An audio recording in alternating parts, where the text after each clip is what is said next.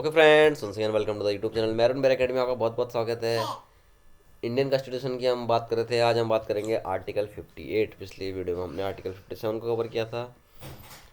इसमें इस आर्टिकल में क्या दिया है, qualification for election as president, यानी प्रेसिडेंट के इलेक्शन के चुनाव में खड़े होने के लिए आपके पास क्या क्या क्वालिफिकेशन होनी चाहिए।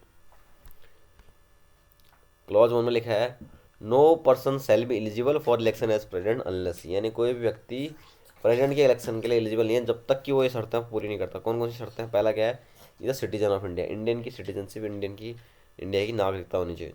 दूसरा है has completed the age of 35 years, यानी 35 साल की एज पूरा किया होना चाहिए। तीसरा क्या है, is qualified for election as a member of the house of the people, यानी जो qualification house of the people यानी लोकसभा के मेंबर बनने के लिए जो क्वालिफिकेशन चाहिए वो क्वालिफिकेशन के बाद होनी चाहिए। उसके भी आप पढ़ोगे, लोकसभा के जो मेंबर बनने के लिए क्वालिफिकेशन है उसमें आपको पहला मिलेगा सिटीजन ऑफ इंडिया होना चाहिए, एज 25 होनी चाहिए। तो यहाँ 35 दिए तो 25 से तो ऊपर ऑलरेडी है, वो क्वालिफिकेशन तो ऑलरेडी इसने पूरी कर रखी है। उसके बाद प्रोपोजर्स होते हैं। आप मान लो कोई भी चुनाव लड़ना चाहते हो तो आपको चुनाव लड़ने से पहले प्रोपोजर्स अपनी तरफ से बनाने पड़ते हैं। तो इसमें लोकसभा वाले में आप देखोगे तो एक प्रपोजल होना चाहिए। अगर आप किसी पार्टी के मेंबर हो, बीजेपी, बीएसपी, एसपी, किसी भी चीज़ के, अगर आप निर्दलीय हो, किसी पार्टी से बिलोंग नहीं करते हो, तो कम से कम 10 प्रपोजल्स आपके लिए खड़े करने चाहिए कि जो आपको प्रमोट करें, प्रपोज करें आपके बिहाफ में कि हाँ भाई आप ये इलेक्शन के लिए सुटेबल है, जीतने के चांस है इसके। उसके बाद जब बाकी नॉमिनेशन, सिक्योरिटी डिपॉजिट, वो एक्स्ट्रा चीज़ें हैं, वो इलेक्शन ऑफ प्रेसिडेंट की हमने पहले कवर कर रखी हैं। सिक्योरिटी डिपॉजिट कितना करना है, हम आप मेरे पीछे वीडियो देखोगे, उसमें सारा कुछ मेंशन कर रखा है मैंने। राष्ट्रपति के लिए कितने प्रपोजर्स, कितने सेकेंडर्स होने चाहिए, वो सारा कुछ मैंने पहले कवर कर रखा है। हम आर्टिकल वाइज कवर कर रहा हूँ, इसलिए आप यहाँ कन्फ्यूज हो गए, इसलिए मैं बाकी कवर नहीं करूँगा। इस आर्टिकल में जो दिया है वो आपको बताऊँगा कि इस आर्टिकल में क्या है, qualifications for election as a president क्या दिया है।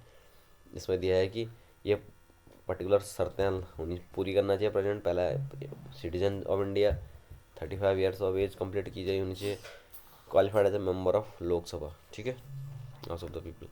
हिंदी में देखते हैं क्या लिखा है, कोई व्यक्ति राष्ट्रपति निर्वाचित होने का पात्र तभी होगा जब वह भारत का नागरिक होगा, पहला। दूसरा, 35 वर्ष की आयु पूरा कर चुका है। लास्ट क्या है, लोकसभा का सदस्य निर्वाचित होने के लिए अहित है। नेक्स्ट पॉइंट नंबर 2 में क्या बताया इसमें,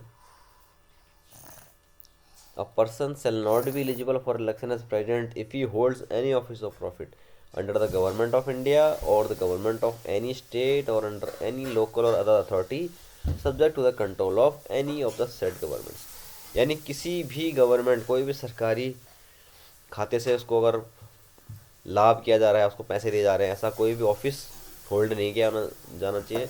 अगर ऐसे कुछ सरकारी पद पे है तो वहाँ से वो इस्तीफा दे दे। हिंदी में देखो क्या लिखा है, कोई व्यक्ति जो भारत सरकार के या किसी राज्य की सरकार के अधीन अथवा उक्त सरकारों में से किसी के नियंत्रण में किसी स्थानीय या अन्य पदाधिकारी के अधीन कोई लाभ का पद धारण करता है, राष्ट्रपति निर्वाचित होने का पात्र नहीं होगा। यहाँ पे वीडियो समाप्त होती है। सिर्फ 2 क्लॉज इसमें दिए हैं, दोनों क्लॉज मैंने बढ़िया से एक्सप्लेन किए हैं। ये अभी जो पूरी जो आर्टिकल की सीरीज चल रही है, आप पिछले वाली वीडियो देखना, आज राष्ट्रपति के चुनाव में पूरा आपको सब कुछ क्लियर होगा। अभी मैं आर्टिकल वाइज कवर कर रहा हूँ कि पर्टिकुलर आर्टिकल में क्या दिया है।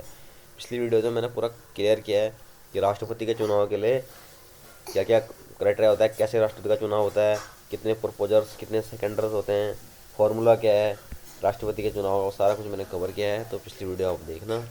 चैनल को अभी तक सब्सक्राइब नहीं किया तो चैनल को सब्सक्राइब करिए, ज़्यादा से लाइक करिए, शेयर करिए। Thank you.